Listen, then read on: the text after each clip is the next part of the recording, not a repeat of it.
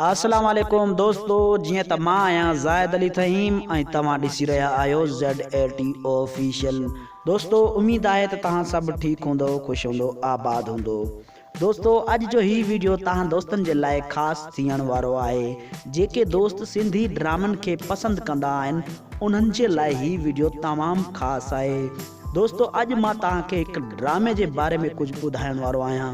ॿुधाइण खां पहिरियां तव्हां दोस्तनि खे हिकु नंढड़ी रिक्वेस्ट कंदुसि, जे अगरि तव्हां मुंहिंजे YouTube चैनल ते पहिरियों दफ़ो आया आहियो त मुंहिंजी वीडियो खे लाइक कयो ऐं चैनल खे सब्सक्राइब कयो।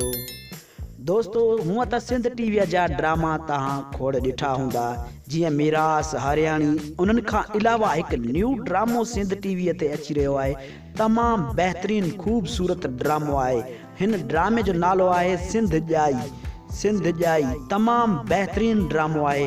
दोस्तों मां तव्हांखे ॿुधाईंदो वञा त हिन ड्रामे में कहिड़ा कहिड़ा अदाकार आहिनि। अब्बास गुल उॾाणो ऐं हिन ड्रामे में ज़ुल्फ़कार बुर्दी ऐं तमामु बहितरीनु ख़ूबसूरत अदाकार आहिनि, जीअं त एस भट्टी ऐं आसमा भुट्टो। तमामु बहितरीनु नाले वारा हिन ड्रामे में अदाकार आहिनि।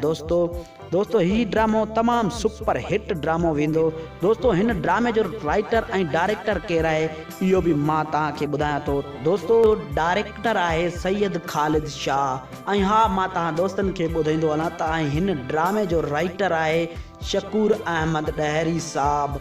शकूर अहमद ॾहरी साहब हिन ड्रामे जो राइटर आहे, यानी कहाणीकार। दोस्तों ही ड्रामो तमामु बहितरीनु ड्रामो वेंदो।